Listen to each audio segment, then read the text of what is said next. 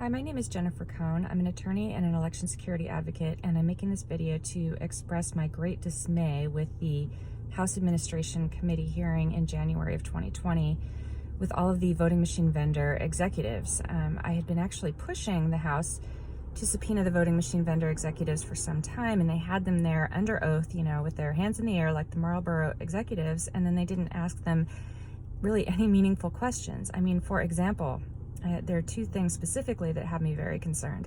They did not ask them to identify the 300 jurisdictions in which ES&S had remote access software installed in election management systems, and this is just inexcusable. Election management systems are the centralized county or state computers that are used to program every single voting machine in the county or state. And ES&S had originally claimed for years that it didn't have remote access software in its systems.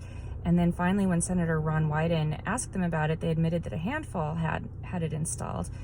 Finally, after cybersecurity journalist Kim Zetter wrote an article about it, after that, they were interviewed by NPR and admitted actually that the number is 300. But they wouldn't say, they claimed that it's been removed, but of course they weren't truthful about the election security software, the election management software being there in the first place. And they wouldn't say whether it was removed before or after the 2016 election. And this is just unacceptable. Elections belong to the people. They don't belong to the vendors. And the House is supposed to represent the people, and this hearing was supposed to provide meaningful oversight. They really need to call Mr. Burke back and the other vendors to provide more details about this remote access software. What did they do specifically to confirm that it actually was removed, and what were those 300 jurisdictions that had it? And when exactly was it removed? And do the other vendors have the remote access software? And what about Diebold Election Systems, whose ES&S has a lot of the old Diebold Election Systems contracts?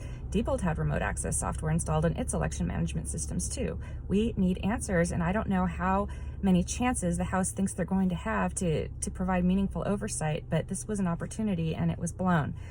The other thing that has me extremely distressed about this hearing has to do with a feature in some of ES&S's new voting machines called AutoCast.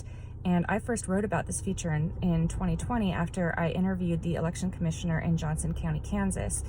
And he told me that their voting machines have this feature. It's a really dangerous feature. What it does is it gives voters the option to not review their machine-marked paper ballots for fraud or error. And what experts say this does is it means the voting machines can track which voters are not reviewing their paper printouts for fraud or error, and then print fraudulent votes or fraudulent paper printouts for that subset of voters.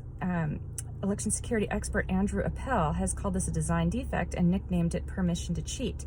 And yet when Mr. Burke was testifying, he said, well, that to his knowledge, no ES&S customers have this feature in their machines. Well, I talked to one of their customers and they said that they had it installed, so we need to figure out what's going on. Did Mr. Burke conduct any due diligence whatsoever before he went up and testified to the public about this permission to cheat feature and other aspects of ES&S's voting machines?